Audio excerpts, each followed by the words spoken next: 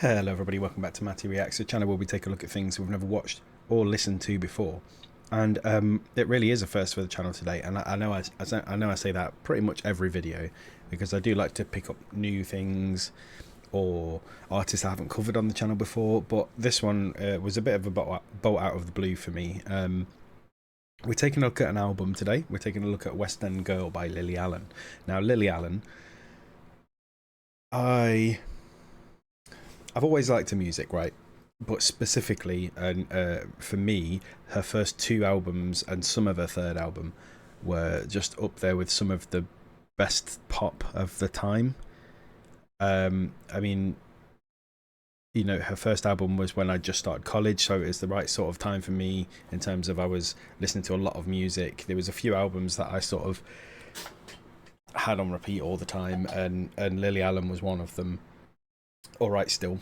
And then there was also like I played the Feelings album a lot. I was playing Little Chris's album a lot, and that's before you get into all the emo stuff. But that's just sort of pop music that I was listening to a lot. And you know, the bus journey to college would be about, I don't know, 20 minutes, 30 minutes long, and I'd just stick an album on, get through most of it, and ever since then, really, I've just really enjoyed the sort of style of pop music she makes, which is really sort of very unambiguous, very straightforward. It's very unabashed as well. Like, she doesn't care what people think of her, but like you can tell she does at the same time. There's always that element of sort of how can you put it? It's an element of vulnerability, but she likes to try and cover it up, I think, by saying that she's not vulnerable. I know there's been, I was speaking to a couple of friends about this the other day. I know she's said a lot of silly things over the years, so there's some people out there that aren't her biggest fan. I don't really pay too much attention to that. I know there's a lot of people that say, you know, she's a nepo baby and she's only famous because of her dad. I don't care about any of that. All I care about is, do I like the music? And the answer for the vast majority of her catalogue has been yes. So when I found out that there was a new album number 5, I was very interested. Now, as far as I'm led to believe, this is very much an album about her relationship and breakup with David Arbor, who is Hopper from Stranger Things, in case you didn't know. Because they were together for a while, got married, had a very nice place that was in all of the glitzy Hollywood home type programs and stuff, and then they split up last year. So was it last year or was it the year before? I can't remember. Relatively recently, and I think this is a bit of a photograph, a bit of a record of how she's felt around all of that. I haven't done too much reading. I don't know any of the lyrics. I don't know anything about the songs aside from the titles, because I have it up on Spotify in front of me. So without wanting to warble on for too much longer, because this is already going to be a long video as it is, let's play the intro and get into West End Girl by Lily Allen.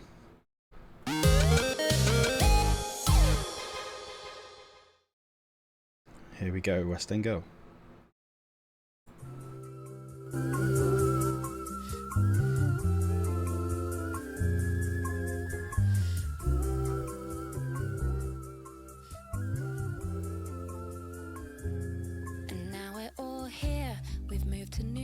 We found a nice little rental near a sweet little school. Now I'm looking at houses with 4 or 5 floors, and you found us a brownstone, said you want it, it's yours. So we went ahead and we bought it, found ourselves a good mortgage, Lily Cotton got sorted, all the furniture ordered. Okay, so I mean, the first thing I could say is this is, you know, typical Lily Allen in terms of that sort of higher pitched, sort of whimsical is the wrong word, sort of higher pitched, aloof voice. There's just the hints of auto-tune on it, which I don't mind, and it's the same sort of stuff she would, you know, it feels like a Lily Allen song so far. But you can also tell that it is about her life having up sticks to New York, which is where she lived with David Arbor. So let's take it back and see how the rest of the song goes. I can't wait to hear the chorus. That's what is the make or break for a Lily Allen song. I should mention this is the title track of the album, by the way, West End Girl. Made me feel a bit awkward. I woke up the stoop, I put the key in the door, and then my phone started ringing, so I answered the call. And they were like, hey, you got the lead in a play, you gotta be back in London for rehearsals in May. And later that evening you said, how was my day? I considered going to watch that play, by the way. There was is it 222 Ghost Story? Because my wife wanted to go and see it and we just never got around to it. I said I got some good news, I got the lead in a play. That's when your demeanor started to change. You said I'd have to audition, I said you're deranged. And I thought that was quite strange. And I thought, oh, that floaty voice. That was quite strange. So Lily's quite good as well at doing these sort of introspective songs where the background music is almost secondary, right? It almost sounds like elevator music. She's had a couple of tracks. It's not all of them. A lot of her tracks have really good instrumentals. And I'm not saying this isn't a good instrumental, but to me, it feels like the background track to this is kind of inconsequential compared to what she's saying in the lyrics. And I think that's probably a choice. It looks like there isn't like a true chorus to this song. It's listing a refrain. Interesting. I don't know if Lily intends to make pop bangers anymore. I hope there's at least one on this album, though. I think there's been one on every album, at least. But yeah, this is a really interesting sort of insight into the relationship, I guess. And, you know, she tells her husband that she's got the lead in a play, and he's like, oh no, I'm sure you must just be being called to an audition. Like it almost like, I don't know if this is true or how much of it is dramatized, but it feels a bit controlling, doesn't it? It feels a bit like you know, you can't just get the lead in a play without auditioning. Like he didn't believe in her, and maybe that's how the end of the relationship started. Who knows? Let's go.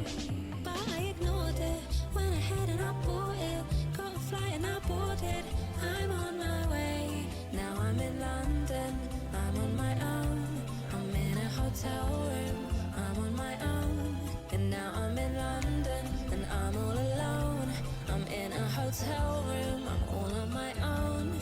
Now I'm a West End girl. Now I'm a West End girl. Now I'm a West End girl. West End girl. Hi. How are you? I miss you. Yeah. Huh? Is this a real phone call, I wonder? Yeah.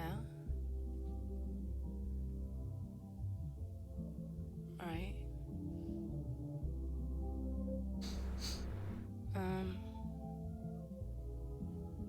Okay. Well, I mean, it doesn't make me feel great.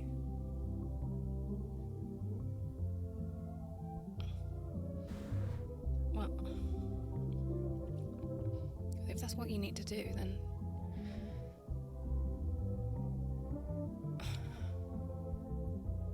I guess. Well, how will it work? Where? Right.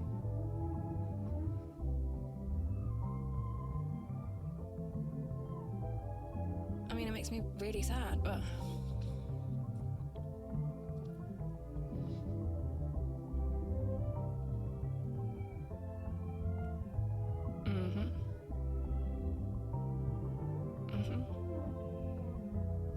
I'm fine. I want you to be happy.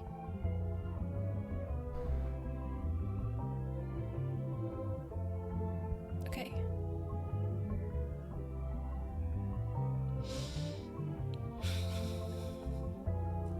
Okay, I'll speak to you later.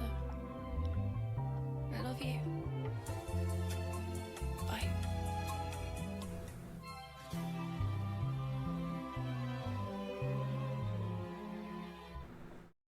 Okay, that was a really interesting outro as it's listed on here. I don't think that is a real recording of a real phone call. I think it's a recreation. But if it's based on a real call, then that's a really sad call to have to. What I get from that is that was the call where maybe he told her that he wasn't going to support her and move to London for the year or whatever. That he was going to stay over in New York, and I think that's probably the beginning of the end for them, and then maybe that's why it's the start of the album that is about their breakup. I suppose it's sad, that Lily up sticks with all of her kids and moved to New York, and if this is true that he couldn't reciprocate that and move to London for a little while. I mean, it's not like London isn't somewhere that he could have got plenty of work. I don't want this to turn into a session where I just bash on him, because I don't think it's fair. I don't know either of them, but you also kind of have to take it a little bit at face value and say, well, if this is what's happening, then it wasn't right. It wasn't a good relationship. What I found quite interesting acoustically about the track was like I said, the background music, the sort of the instrumental didn't seem to be consequential in the main part of the song, and then as soon as it cut to this phone conversation at the end, the track started to go a bit more sort of it was a bit more of a wild and sort of whirly sound. That's the best way I can describe it. And I don't know, maybe it was like a reflection of the emotions that she was going through while she was on that call, that she was starting to feel it build up in her. Either way, I really enjoyed it. Yeah, so that was track 1, West End Girl. We're going to now move on to track 2, Ruminating. Let me just bring up the correct lyrics. Here we go.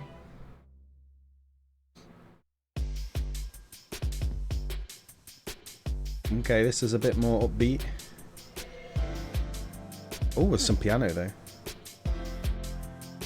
I've given up on getting sleep tonight. It's 4 a.m. and I'm in fight or flight. Ruminating. Okay. And I can't shake the image of her naked on top of you. I'm dissociated.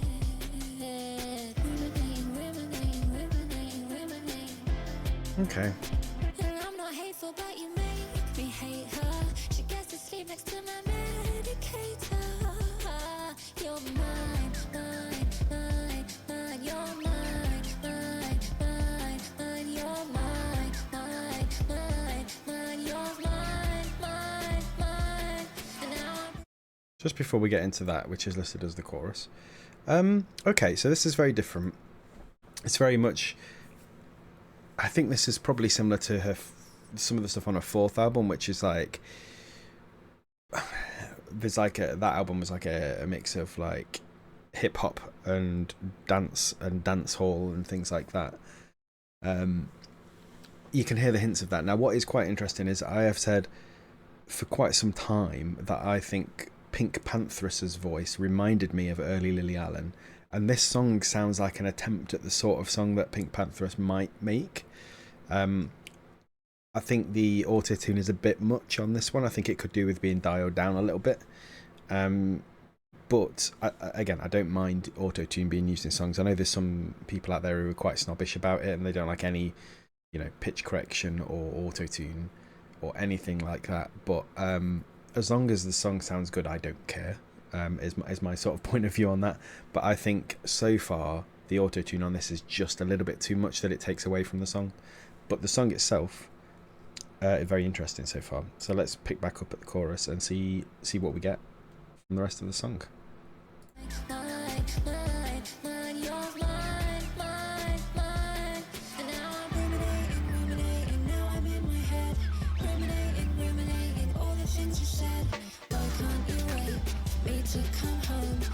Conversations too big for a phone call. Ruminating, I've been up all night. Did you kiss her on the lips and look into her eyes? Did you have fun? Now that it's done, baby, won't you tell me that I'm still your number one? 'Cause you're my number one. I told you all of this has been too brutal. Okay, yeah. So this song has the music is happier than the lyrics are. And it sounds like this one is about maybe he's called her up and told her that he's been seeing someone else, and I think more than thinking it's the end of the relationship, she seems to be disappointed that it was a phone call rather than an in-person conversation.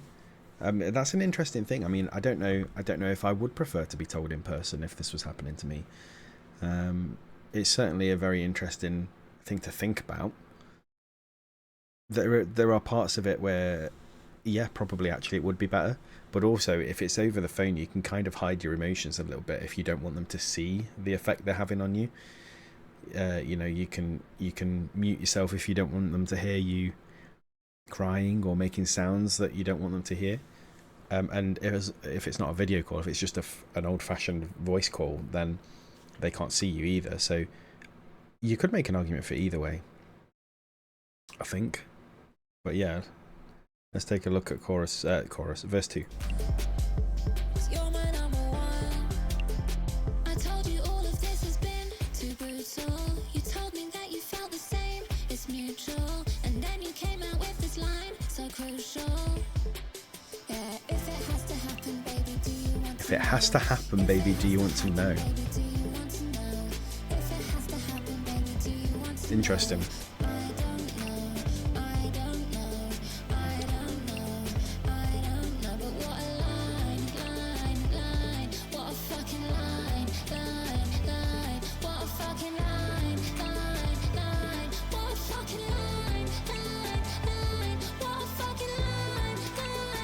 He's stepping up. That's cool.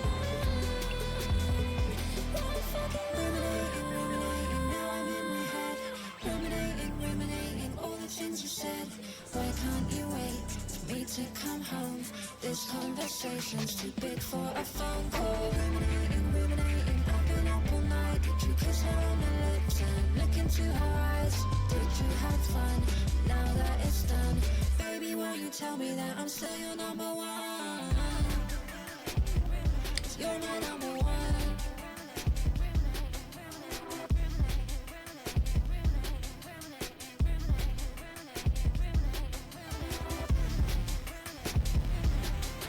Oh, I like that sound in the background.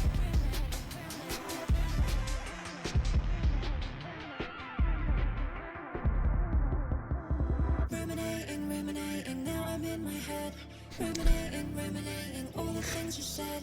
Why can't you wait for me to come home? This conversation's too big for a phone call. That lower voice, pitch shifted voice in the background. Did you kiss her on the lips and look into her eyes? Did you have fun? Now that it's done, baby, won't you tell me that I'm still your number one? Okay, there was a lot to think about from that. I think it was a really effective song.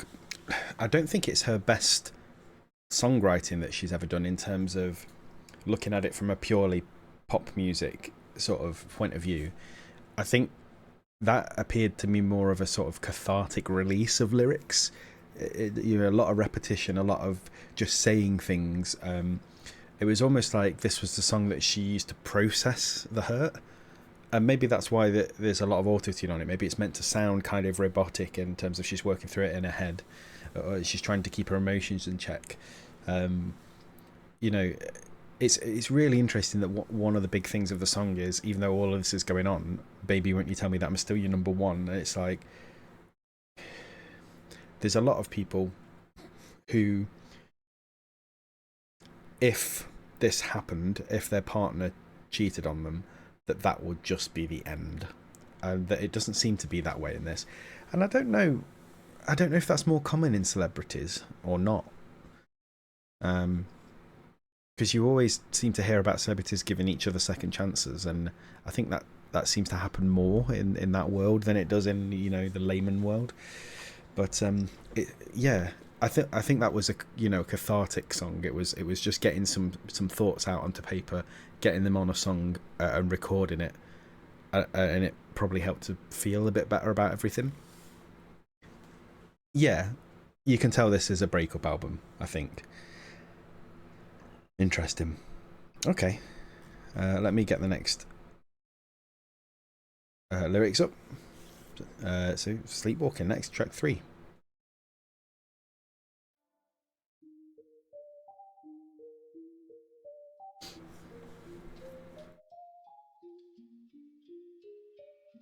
You won't love me,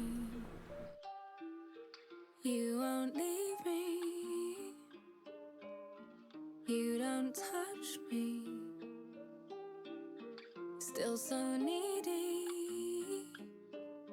And I don't know if you do it intentionally, somehow you make it my fault. You don't stop talking, and I'm just sleepwalking. Okay, yeah. I mean, this sounds like a verse straight off. It's giving me similar vibes to like Littlest Things from her early albums, where it's really sort of delicate chorus. And of course, it's still a love song in a lot of ways, but are like divorce tracks love songs? I suppose they are. They're like a grieving love, aren't they, rather than celebrating love, but they're still about love. I don't know. I would consider them, and would you consider them like anti-love songs? I don't know. But it's a very interesting chorus. So, you won't love me, you won't leave me, you don't touch me, but you're still so needy. I don't know if you do it intentionally. Somehow you make it my fault. You don't stop talking, and I'm just sleepwalking. So it's like she's saying, you just constantly telling me things. You don't seem to love me, but yeah, we're still together. You seem to make it my fault, and I'm just kind of sleepwalking through it. So doing it without having any sort of attachment to what's going on. It's a very interesting position to be in. Course I'm angry, course I'm hurt. Looking back it's so absurd. Course I trusted you and took you at your word. Who said romance isn't dead? Been no romance since we wed. Why aren't we fucking, baby? Yeah, that's what you said. Jesus Christ. You let me think it was me in my head, and nothing to do with them girls in your bed. You don't stop talking, and I'm just sleepwalking. See your thoughts forming. I really like the sort of old school instrumental. It's very sort of 50s.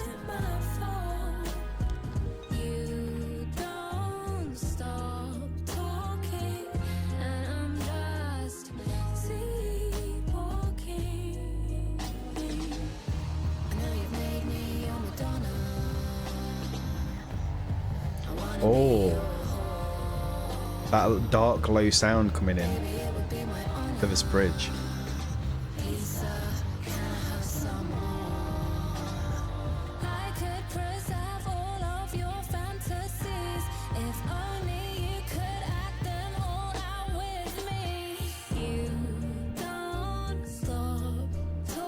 Yeah, this is a very interesting song, isn't it? I mean, I feel like this is where it gets like really personal, because not that the two songs before this haven't been personal, but this is like, it's talking about, the relationship from a sexual point of view. It's talking about how he was saying like, why aren't we sleeping together?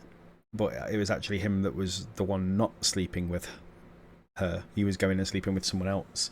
And you know, the bridge where that dark sort of synth came in, where she's saying, you know, she literally says the words, "I want to be your whore." Like she's trying to get over this sort of situation where there's no sort of tenderness and intimacy. And you know, she's saying, "Baby, it would be my honor. Please, sir, can I have some more?" Like she's begging for it, like Oliver begs for more food. Like, I don't mean begging for it, like, you know, like that. She's clearly wanting a relationship that is on a more intimate and deep level than he was giving her at the time. But as per the lyrics of the song, he was making her believe that was her fault, which is, you know, very gaslighty and not very nice at all.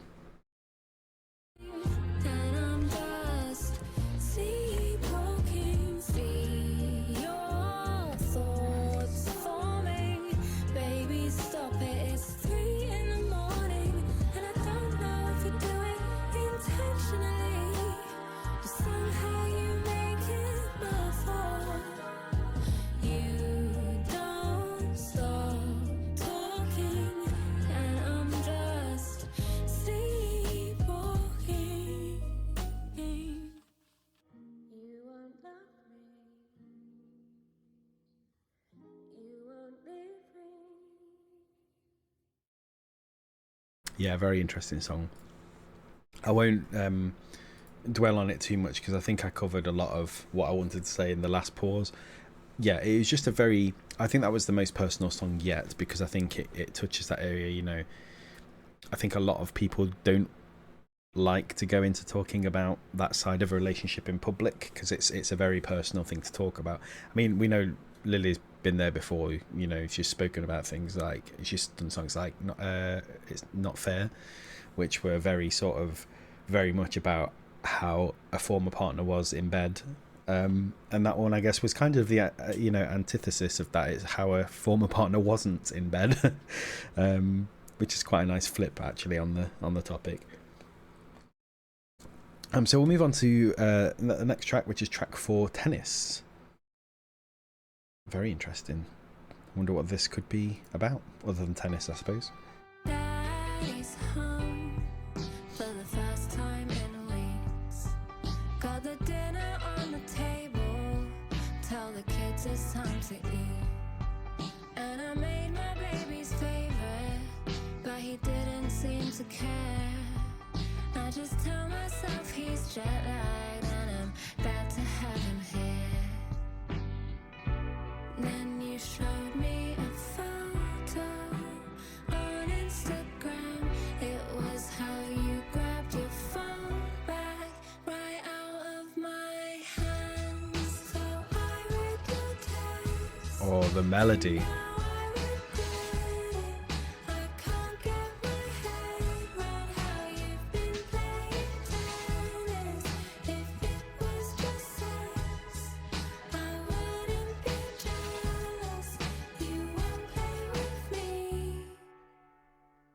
Madeline, I need to be alone. Okay, so tennis is just like, I suppose tennis is like, it's standing in for connection in this, right? So she's saying it wouldn't even be bad if it was just sex for the sake of sex, but you seem to have a caring connection with this person. You're meeting up to play tennis as well as whatever you're doing in the bedroom. And that's really interesting because, as we've covered in the previous songs, she doesn't feel connected and intimate with him, and he's going out and having this relationship with someone who isn't his wife.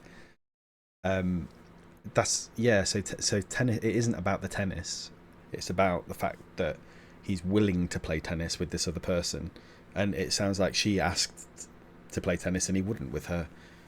So it's like, what other things are you doing with other people that you won't do with me? Very interesting. And I have also noticed that the next song is called Madeline, so maybe it's like a two-hander. Let's keep playing. So I took myself to bed. I got a lot of information that I can't even process. So I wrote a little email and I told you what I saw. Then you came out to the bedroom and you made it all my fault. Yeah, I mean, that seems to be the standard, doesn't it, in this sort of thing? When someone gets found out, it's not about, I'm really sorry for what I did. It's like, why were you looking at my phone? And it feels like that's probably the sort of conversation that was had at that point. You know, you shouldn't be looking at my phone. Not you, not I shouldn't be sleeping with other people. It's you shouldn't be looking at my phone to have found that information out. Again, very gaslighty. But you moved the goalposts, you broken the rules. I tried to And the instrumental on this track's very pretty. took me for a fool. So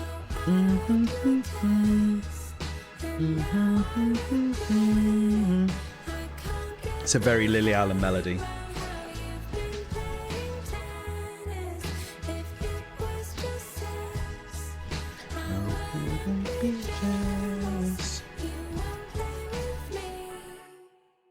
And who the fuck is Madeline?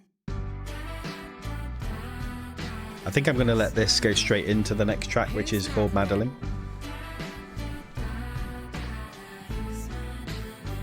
Who's Madeline?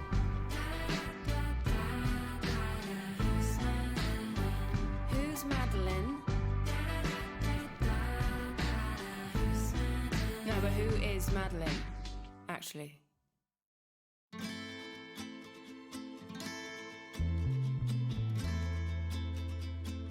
Oh, okay. I know none of this is your fault. Messaging you feels kind of assaultive. Saw your text, that's how Very I found Spanish out. sounding Tell track. me the truth and his motives. I can't trust anything that comes out of his mouth. No, I can't trust anything that comes out of his mouth. How long has it been going on? Is it just sex or is there emotion? He told me it would stay in hotel rooms, never be out in the open. Why would I trust anything that comes out of his mouth? Oh, why would I trust anything that comes out of his mouth? Interesting. So, okay, this really is like the story of the breakup, isn't it? So it started off with she had to go back to London for this this job, and he wouldn't move with her. And then there was the phone call where he rang her up and said, "I've been seeing someone else." And then the last track was about how she learned that it was about more than just sex. And then this track is then she went and messaged the person that she'd seen he got a text from. And she's saying, I can't trust what he says. Can you tell me how the relationship is from your point of view? And she's even saying, line one, I know none of this is your fault. So she's saying, look, I don't blame you, I blame him, but I want to know from your point of view what's happening. Mouth. Oh, why would I trust anything that comes out of his mouth? We had an arrangement. Be discreet and don't be blatant. There had to be payment. Very interesting. It had to be with strangers.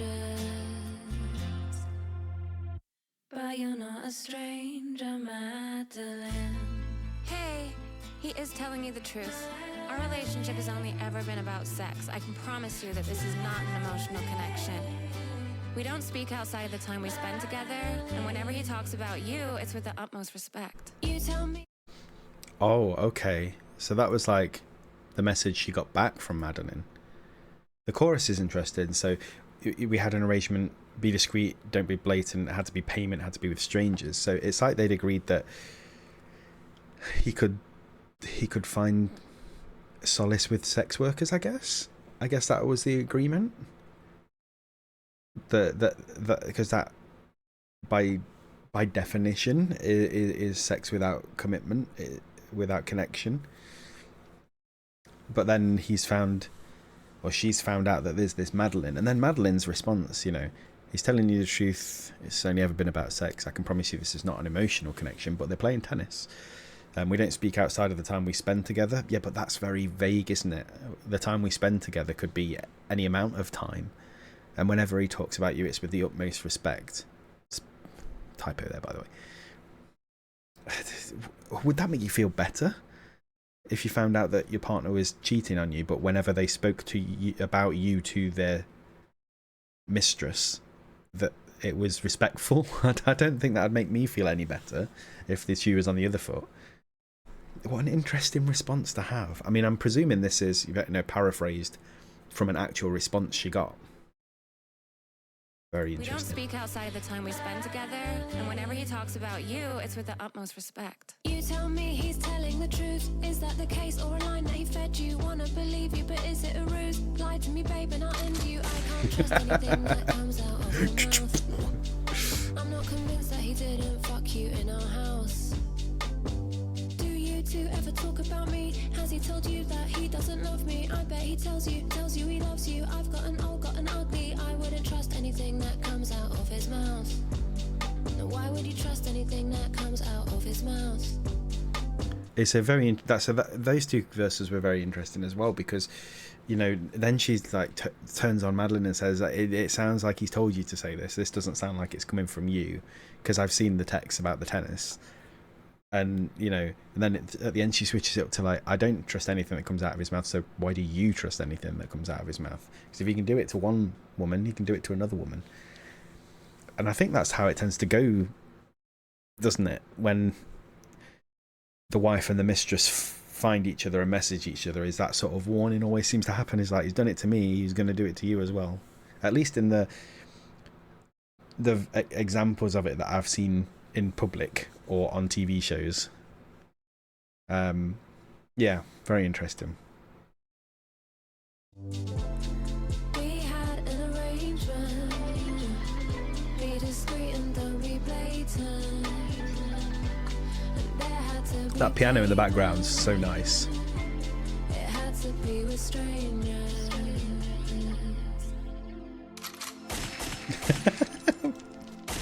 The gun sounds, they're making me roll. I know she probably felt very angry writing this song, but that kind of adds like a comedic edge to the song. So funny. But you're not a stranger, Madeline. I hate that you're in so much pain right now. I really don't want to be the cause of any upset. He told me that you were aware this was going on and that he had your full consent.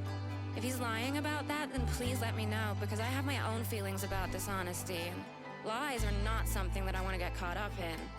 You can reach out to me anytime, by the way, if you need any more details or you just need to vent or anything. Love and light, Madeline. Okay. So, I can't tell if that's genuine from Madeline, because, and I don't know if this is just the voice that's been put on, it was very, very sort of Valley Girl American, right? And to me, that accent always just sounds just that little bit sarcastic, like you can't quite tell if they mean it. It's very sort of, I don't know, very Mean Girlsy, isn't it? As an accent.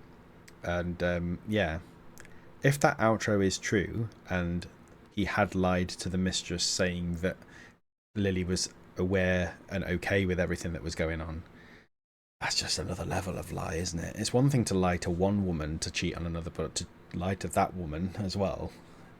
Like, what do you get out of that? If neither of you, if you're in two relationships and neither of them are truthful relationships, what's the point? What's the point? Very interesting. Right, I suppose we move on to track 6, Relapse, next.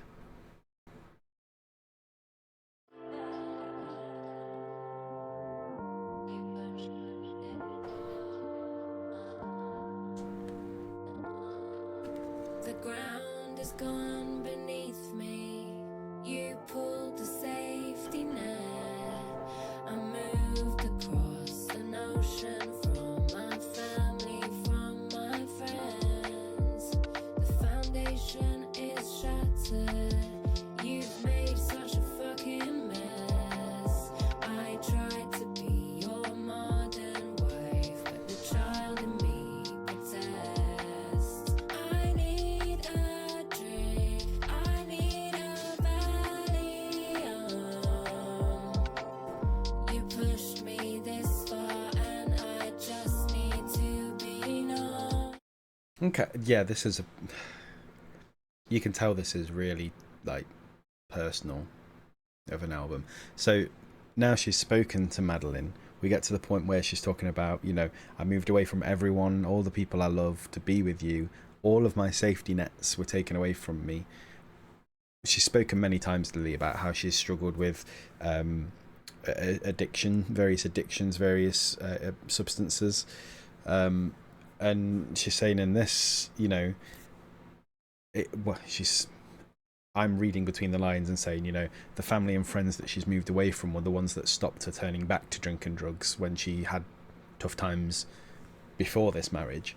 And she's saying, obviously, I came across, I lived in New York with you, I wasn't with my friends, I wasn't with my family. You took away all of the safety nets that I had, and then you pushed me this far. And then she's saying, I need a drink, I need Valium, you pushed me this far, I just need to be numb. So this is the point.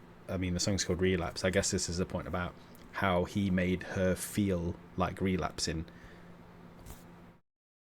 And I mean, we'll see the chorus. I can see the first line on the screen.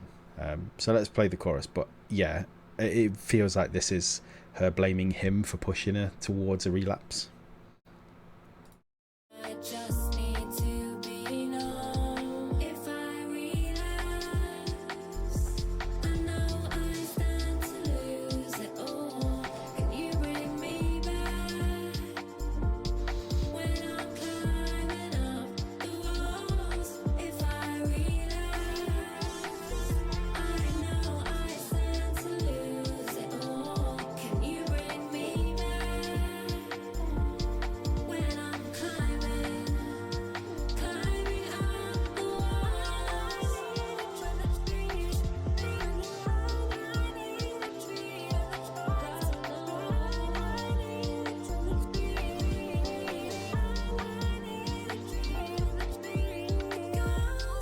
looking at me to teach them all about love, but I can't seem to hold my shit together long enough. I need a drink, I need a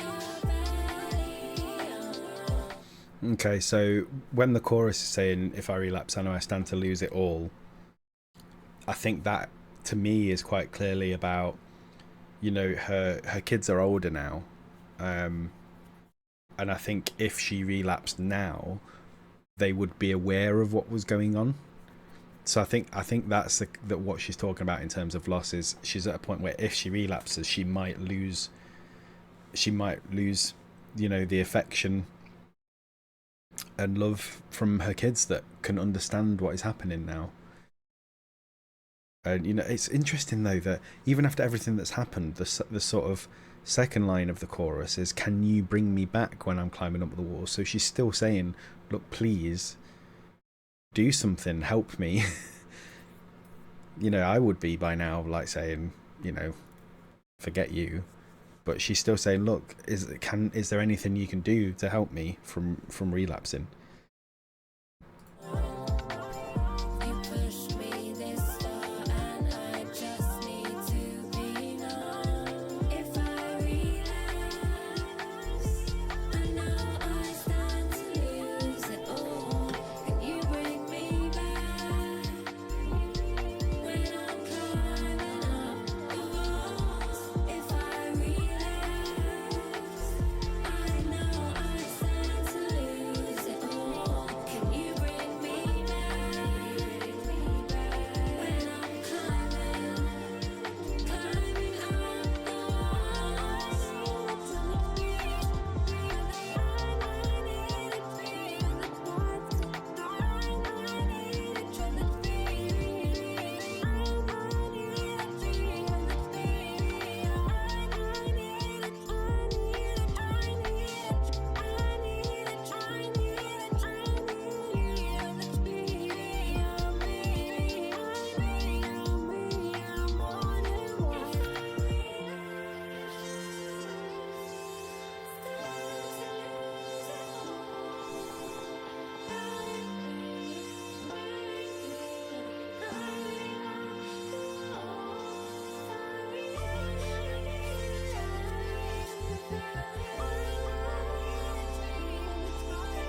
And the lyrics and the vocals are really chaotic and layered and over the top of each other.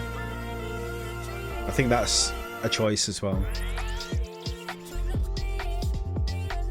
It's almost like choppy, isn't it?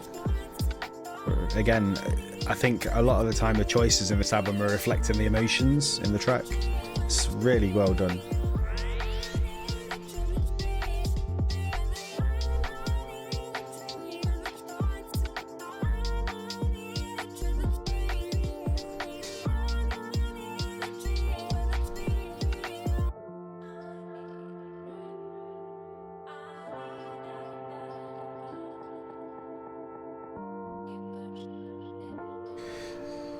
Very interesting. I'm going to go straight through to the next track.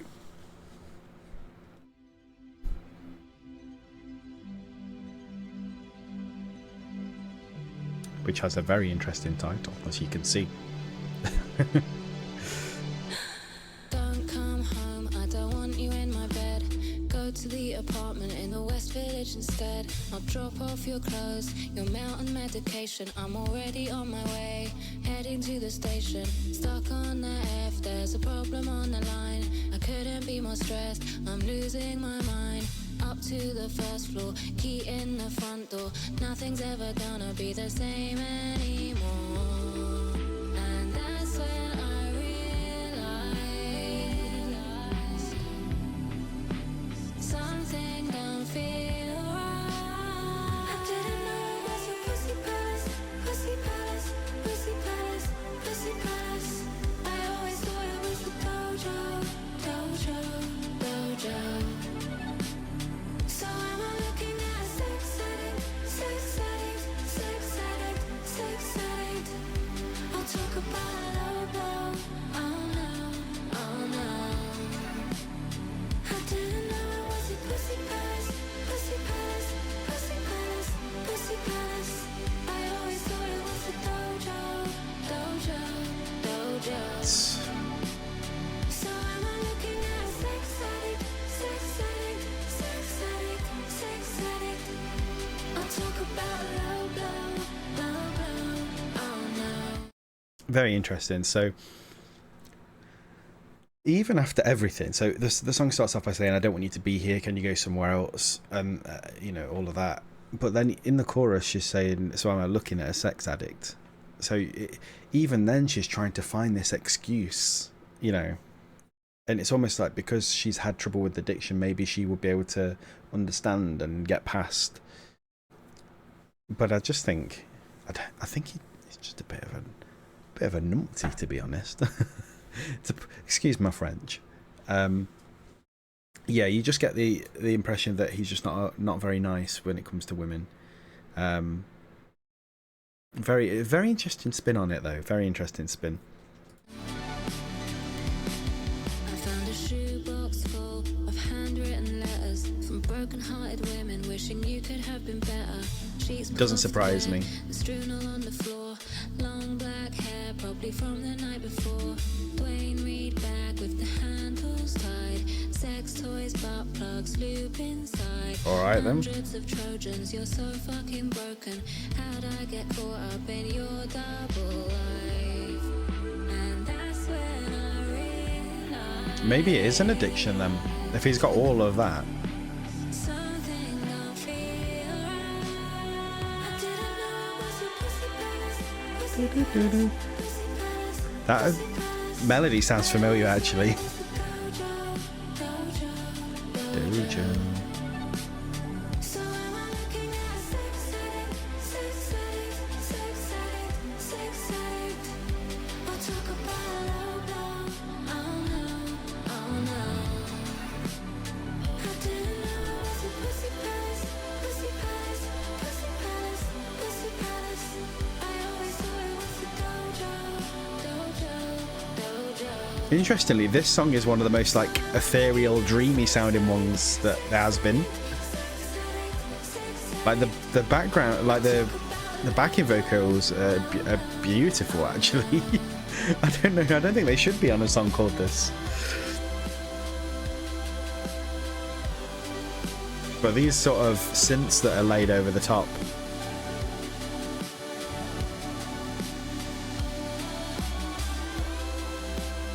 There's a lot of third album in this. You know, like Air Balloon had this sort of really bright feel, but then these synths as well.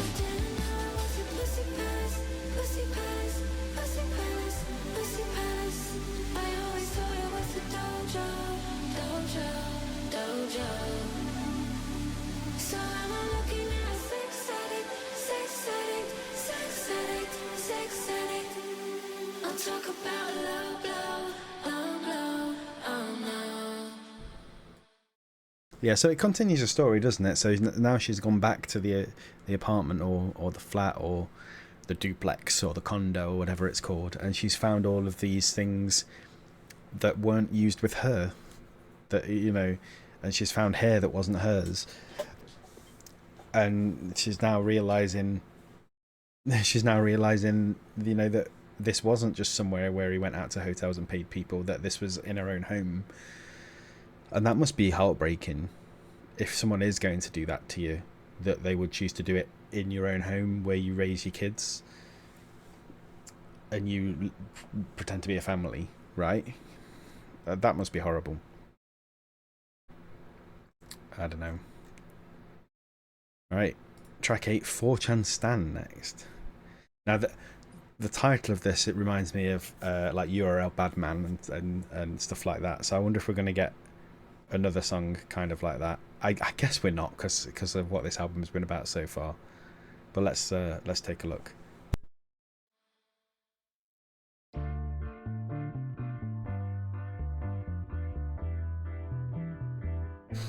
I went through your bedside drawer. You know I've never been inclined to have to do that before. Never been in bad doors. But you took someone shopping there in May 24. But you bought her a handbag. It wasn't cheap. I was in London, probably asleep. Did you go to Montauk for the weekend? Was there an encore? Did it pay dividends? Is that why? Why won't you tell me what her name is? This is outrageous. What is she famous? Say that it's over. Do you mean a hiatus? Why won't you tell me what a sad man is giving 4chan Stan? What a sad man is giving 4chan Stan? Okay, so yeah, it kind of is along the same lines as that. So, you know, she's saying that she's never been through bedside tables before, but she felt like she needed to, and she found a receipt that was expensive gifts not for her.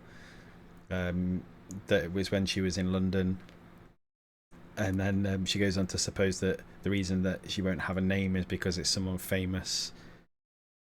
The chorus is where it does hark back to those old tracks like URL Badman, in a lot of ways, because it's she relates him to like a 4chan Stan, and I think she uses that as a derogatory term, like those people who hang around on 4chan because they don't have a life, right? And I'm not saying if people who do go on 4chan are watching this, I don't mean all of you. I mean, there are some people on 4chan that don't have a life.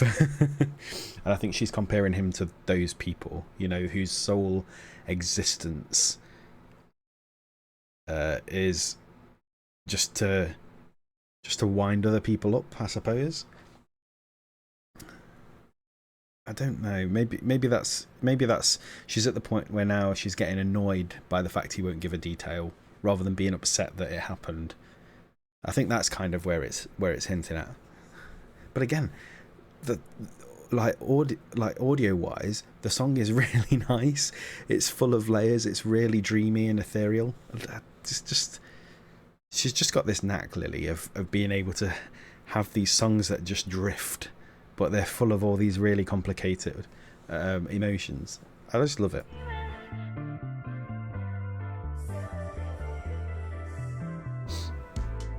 What are you so scared of? Do you think I'm gonna contact her and tell her what for? Gonna get divorced? It's a marriage of convenience and it's her you adore.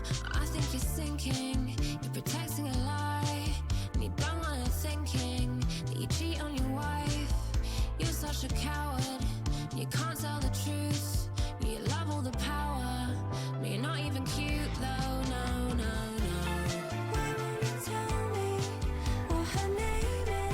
And I think if I'm right, it was the dating app for famous people that he met whoever this is on. So presumably it is someone famous. So I'm going to say on that matter.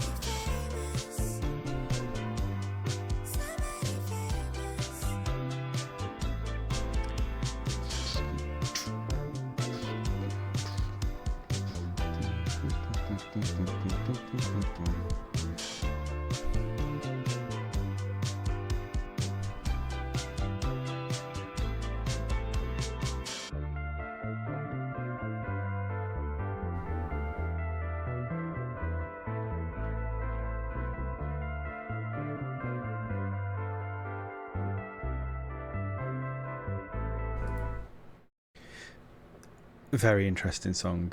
And we now move on to the third the third song title in a row that is quite an interesting one. So this one is Nonmonogamummy.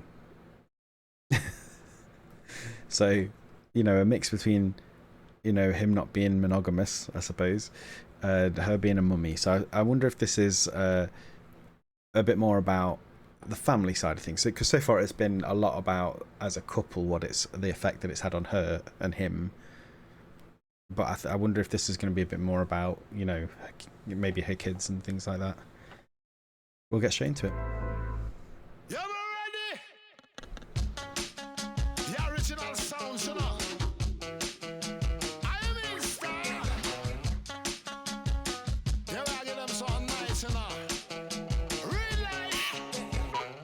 I don't wanna fuck with anyone else. I know that's all you wanna do. I'm so committed that I'd lose myself, 'cause I don't wanna lose you.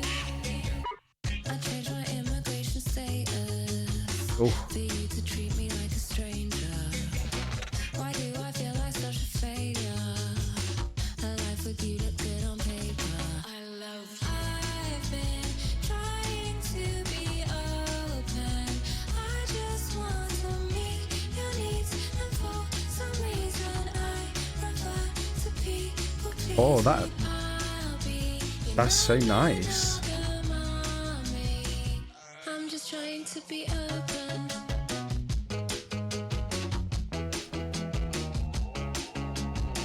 We fell in love, I landed on my feet. I was the cat that got the cream. We built a palace on the perfect street.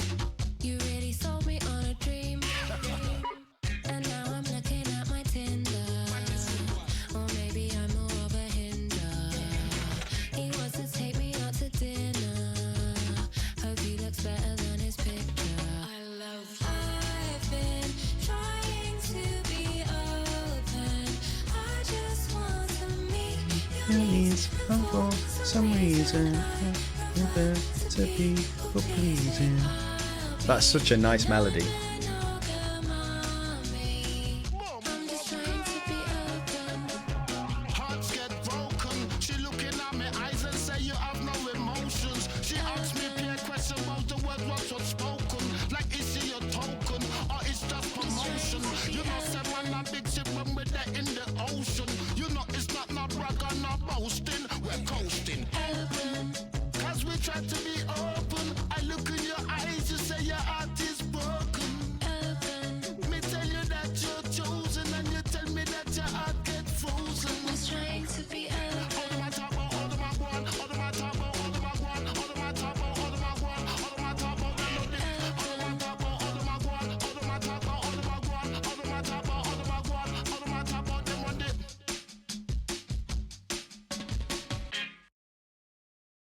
Yeah, that's an interesting song. So in this one, it feels like, I mean, the way I'm taking the lyrics, right, is that she seems to at one point say, well, if that's what it takes to keep this marriage on track, let's be in an open relationship. That's how it feels to me, right?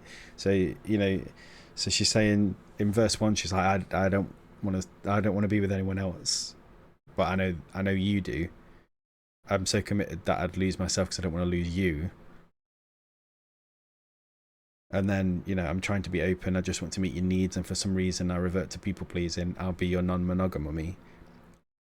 I'm just trying to be open. So yeah, it feels like that she goes along with it. And then in verse 2 she talks about she starts looking on Tinder, Hinge, going out to dinner with other people, like almost like they're trying to make each other jealous as well. Very interesting. Right, we're on Just Enough next, which is track 10. I think you're in love with somebody else. Felt you pull away, and now I'm blaming myself. You keep me in the dark. Tell yourself it's kind. Protect me from the pain. Meanwhile, I'm losing my mind. Look at my reflection. I feel so drawn, so old. I booked myself a facelift, wondering how long it might hold. I gave you all my power, to how I'm seen through your eyes, through your eyes. But you give me just enough hope to hold on to.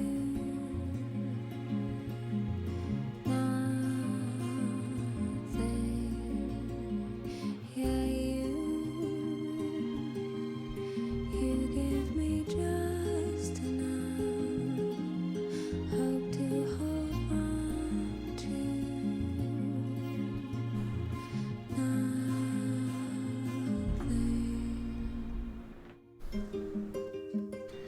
Did you? Yeah, I haven't really wanted to interject into this one because this is clearly like an emotional song, right? So I think she's now realised that he's in love with someone else. He's not just sleeping with other people, he's actually in love with them. And that's quite a painful moment. And she starts to see herself as being older and drawn, so she tries to do things to look more beautiful. And that is, you know, giving him power. And then the chorus, you know, you give me just enough to make me think it's worth saving, or yeah. it's sad. You fall in love with someone who isn't me. Why are we here talking about vasectomies?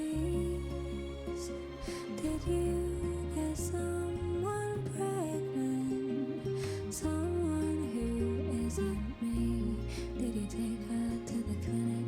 Did you hold her hand? Is she having your baby? See, again, just that little bit too much auto-tune. But you give me just enough hope to hold on to. You don't need it in a song like this.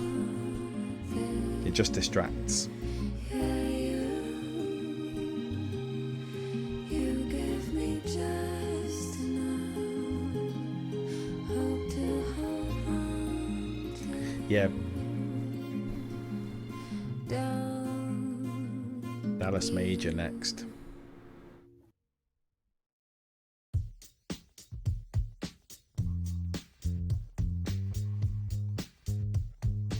That was a really sad song, actually. I didn't have much more to say about it, so we're just going to go straight into this track. I'm coming out to play, looking for someone to have fun with while my husband works.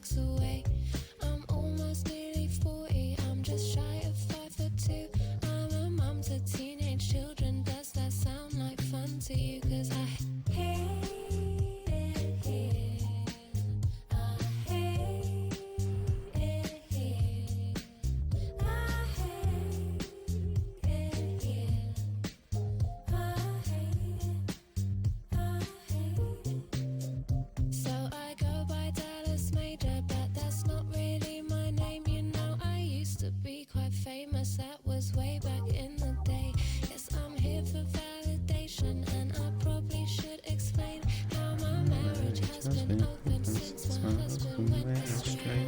Yeah, you could tell it was going there. So this is now Lily on dating sites using a fake name, right?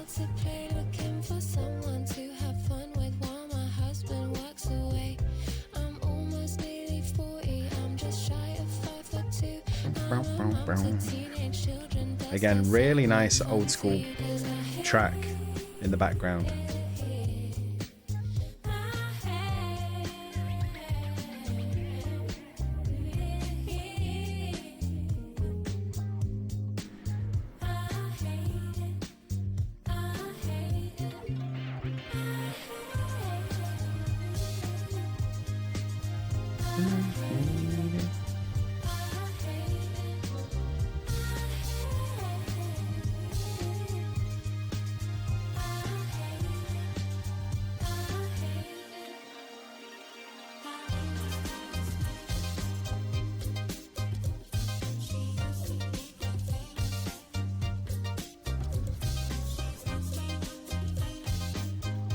It really is just one long story, isn't it? Every song follows the previous song chronologically, and how she processed this betrayal. It's so interesting. And I don't mean that in a weird sort of I want to know what goes on in celebrity lives quite way, just as a sort of storytelling device. It's really interesting. I think albums that have a consistent story or theme or arc are always very interesting. Alright, Beg For Me next.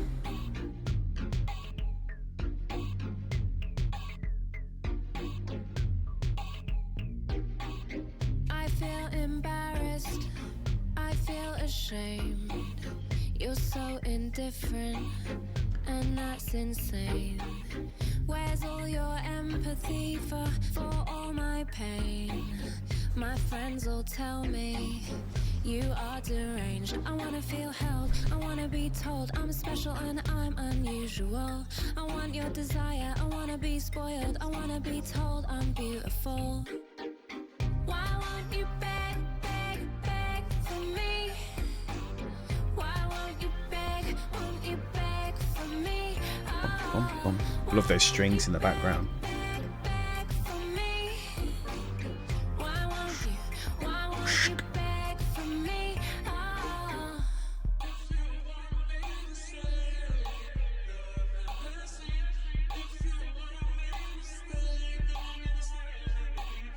I feel embarrassed, I feel ashamed.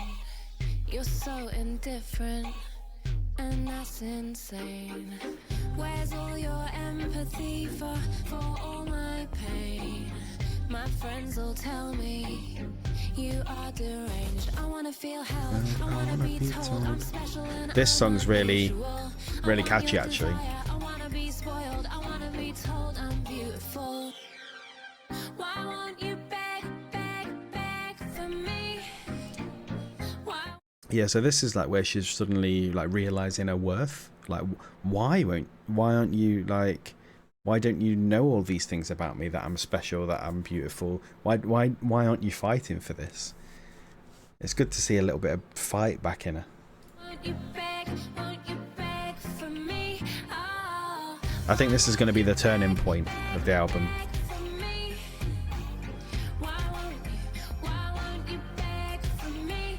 Oh, why won't you beg, beg, beg for me?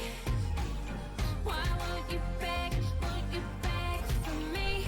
Oh, why won't you beg, beg, beg for me? Why won't you beg for me? Oh.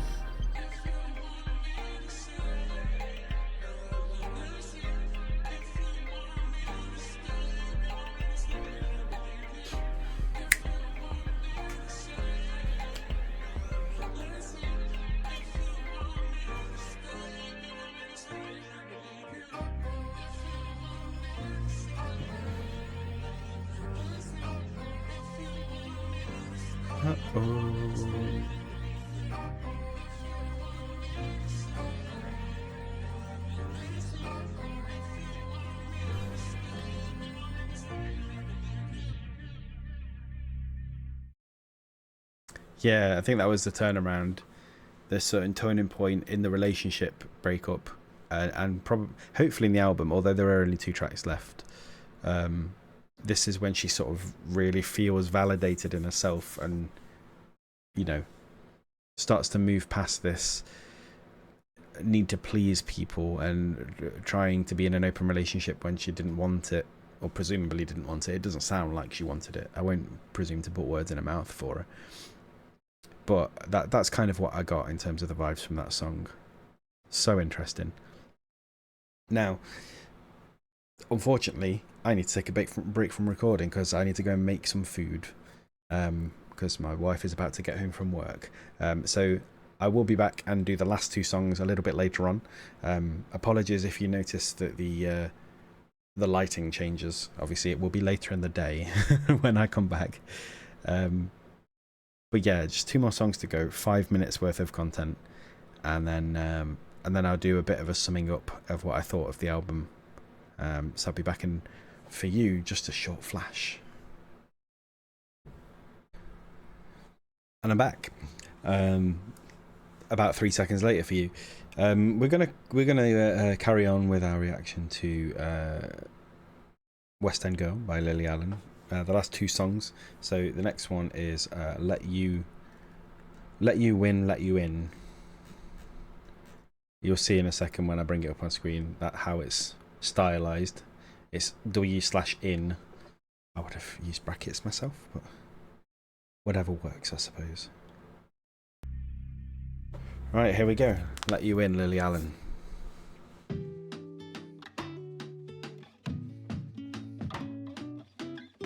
I've become invisible, stuck here in my palace. I'm so fucking miserable in my rabbit hole. Yeah, I'm Alice, and I'm expected to be nice, picking up the pieces.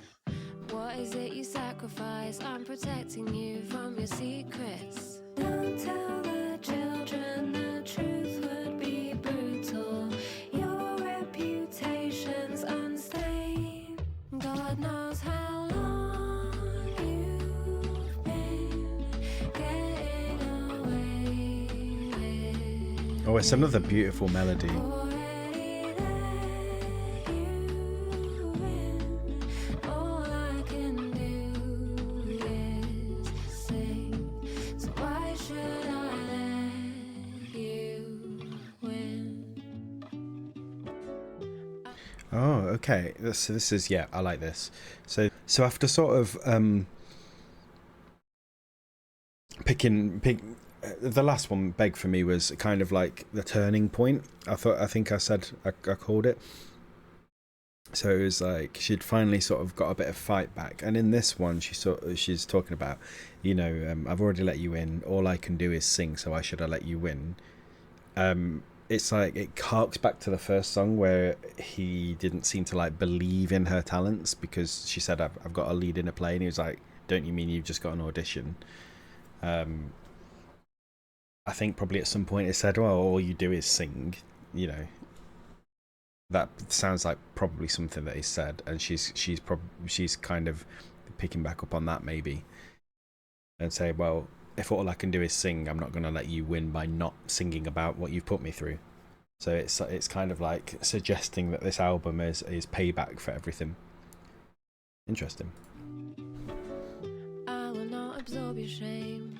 It's you who put me through this. I could tell myself you changed, do it all again, be deluded. I like the rhyme schemes in this Never get one. your sympathy.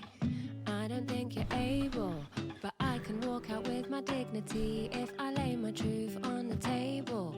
Lie to the children, the ending was mutual. I'll shoulder all of the pain. I'm sick of carrying, suffering for your sins. I've already let you in, so why should I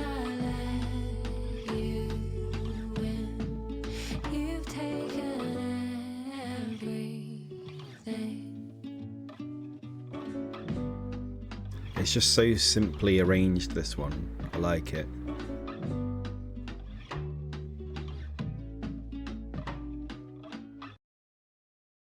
Yeah, that's so simply arranged, and actually I quite like it when songs mess with the like structure of the chorus a little bit.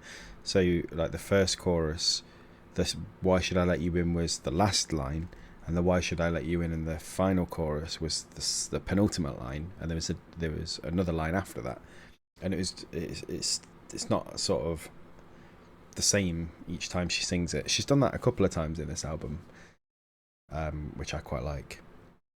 So we've only got one song left, which is called Fruityloop. So let me bring the lyrics up, and then we'll press play and we'll see what Fruityloop's got for us.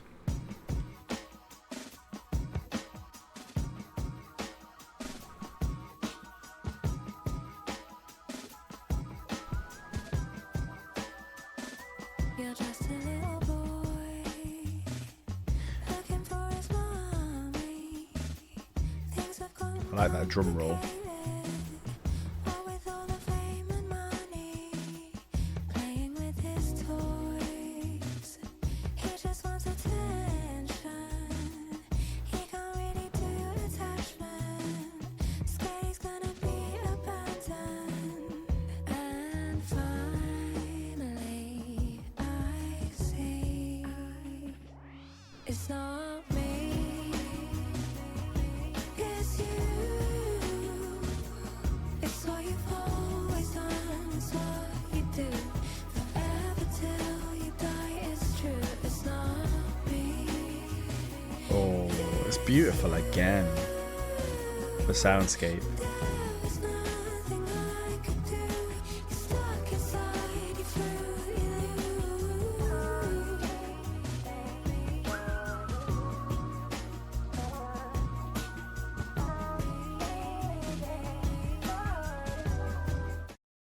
So far this is yeah, I like the flip round because It's Not Me, It's You is the name of Lily Allen's second album, so she's calling back to that, but applying it to like the real life thing where she's finally realised that she's, well, you know, we can't say she's not to blame for anything in the relationship failing because we don't know what goes on behind closed doors, but from what we've been described in this album, based on only on that as the only evidence I have, you would say that it is him and not her that is the problem in the relationship. So for that to be the main takeaway in the chorus is quite an apt line. You know, it's not me, it's you. And then, you know, she says it's what you've always done, it's what you do now. As a bit of a side to that, I think when Lily announced this album, David Arbour's ex liked and commented on the announcement post.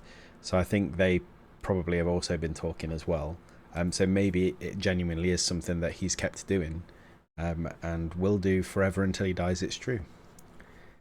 There you go. Let's take a listen to verse 2, which seems to be about Lily instead. I'm just a little girl looking for a daddy. Thought that we could break the cycle. Thought that I could keep you happy. It is what it is. You're a mess. I'm a bitch. Wish I could fix all your shit. All your shit's yours to fix. 'Cause it's not me. It's you. It's what you've always done. It's what you do. Forever till you die. You know what, actually? I was going to leave this till the end, but this song has made me think of it as well, and it's been at least 3 or 4 songs that have made me think this, so I'm going to say it while I remember it. I think Lily Allen and Baby Queen could make some really good music together if they did a collaboration, because they have, in a lot of ways, similar styles of phrasing and voice, and they both are quite open and honest with the lyrics, but can also have some very interesting lyrics. I'd love to hear a Lily Allen and Baby Queen song. If anybody out there can make that happen, please speak to them both, bring them together in a room and let them record a song. I would pay good money, potentially even give them my last Rolo if they made a song together. It's not me, it's you.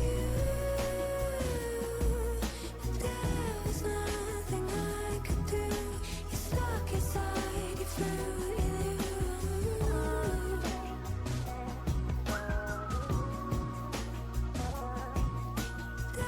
There's nothing I could do. You're stuck inside your Fruity Loop.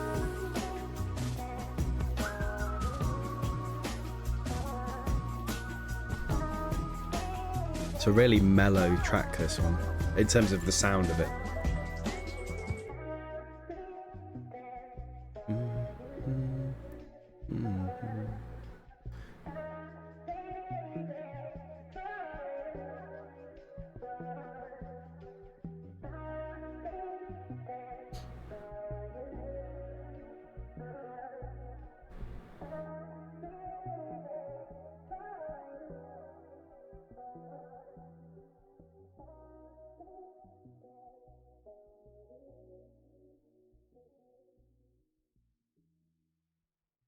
Wow. Well, that was an album and a half, wasn't it? I think I've mentioned what I'm probably going to summarise it as quite a lot throughout the reaction. At the start especially, it wasn't her greatest lyrical masterpiece. But actually I found that towards the end the lyrics started becoming really, really interesting, and the rhyme schemes became better. There was a lot less repetition. And again, when someone makes... I'd hate to call this a concept album, because, you know, who would make an album around the concept that you're going to get divorced? But it fits in with that kind of thing where the album is based around a theme or a concept, right? And you have to think when those albums come around that every choice is purposeful to fit that album. Now, this might not be the case, but that to me kind of felt like it started off a lot of repetition, a lot of sort of simplicity in what she was saying, and then as the album progressed, things got a bit more complicated, but also it was like there was a clarity, there was less repetition, she was more certain of what she was saying. And I don't know if that was a choice, but if it was a really interesting journey in the album to go from that sort of repetitive, very basic, makes it sound like I think it's a bad thing. I didn't think it was a bad thing. I thought the whole album was really well put together. There was a couple of songs where I wouldn't have gone with so much autotune, and because there was a lot of songs that it was not obvious. I mean, I'm not saying there was no pitch correction at all, but there was a lot of songs where you couldn't tell as much, and I'm sure a professional could, but obviously some of the songs were just so over the top with it. Only maybe one or two that I'd change that on, 3 at the most. But yeah, I thought the whole album front to back as a listening experience, I mean, you don't often get albums that are a beginning to end listening experience anymore. And I don't think you could listen to that album in any other order. I think going through from West End Girl being about moving back to London for a stage show, you know, going through the entire breakup of the album and finally getting to a place where you understand that it's entirely on him and you don't need to try and impress him anymore, and you start to move on. It's super cool, super interesting. In terms of, you know, absolute pop bangers, yeah, maybe this isn't an album that's going to spawn, you know, album topping singles. I don't think it needs to be. I don't think that's what this album is for. I think this album is a form of therapy for Lily. You know, getting everything out in the open. As she said in was it Let You Win, all she can do is sing, and she's not done it for a few years. So, by the way, I don't think all she can do is sing.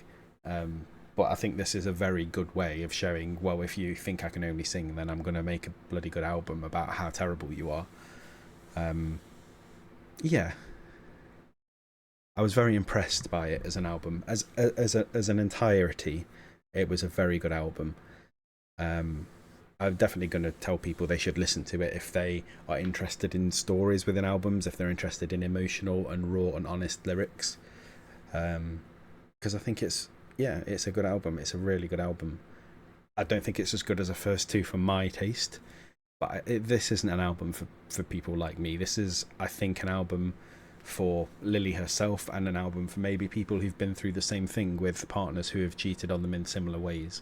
I'm very lucky that I haven't had to go through that, but yeah, I think that's where this album will shine. I think if people can relate to what has happened to Lily, then they'll like the album because they'll understand it and see themselves in it, but also there might be people out there who give her a more of a chance, because I know that she's said some things over the years that people have sort of written her off for. But I think there's clearly a vulnerable person that I think is just trying to make sense of a lot of things behind all the bravado that she's got. I really enjoyed it.